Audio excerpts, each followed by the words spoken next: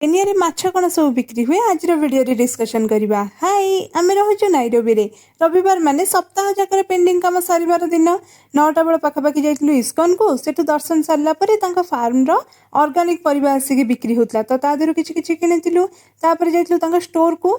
अच्छा आमर मिठा किनिबा हो कि पनीर आम एठू ही नौ ये पनीर पूरा प्योर मिले आ मिठा घी रे तैयारी हुए जोटा कि बहुत ही टेस्टी थाए। तापर आज ब्रेकफास्ट करथिलु बाहरे आ तापर जाइतिलु मार्केट सेठु परिबा किणाकिणी कर सारला परे गाड़ी चलला बादामबाड़ी ना माछ दुकान को। अच्छा केनिया रे ना लुणी माछ बेसी मिले एज कंपेयर टू मिठा पानी माछ। आपण मानकर मझे मझे प्रश्न रोचे आम एठी रोही खाउछु ना भाकुर एक्चुअली रे एठी tilapia red snapper kingfish tuna African catfish salmon एटा सब बेसी बिक्री हुए। मेनली विक्टोरिया और नाइवासा लेक रु आसे फ्रेश माछ आ इंडियन ओशियन रु आसे लुणी माछ। तो आम तिलापिया ही आणु जोटा कि फ्रेश वाटर फिश। तो आम माछ आनिबार थिले 9टा बेल पाखापाखि जाई नहीं आसु किंतु आज 12:30 जाइतला तो फ्रेश माछ मिली नथिला सेतमे न नेकी ही फेरी आस्तिलु।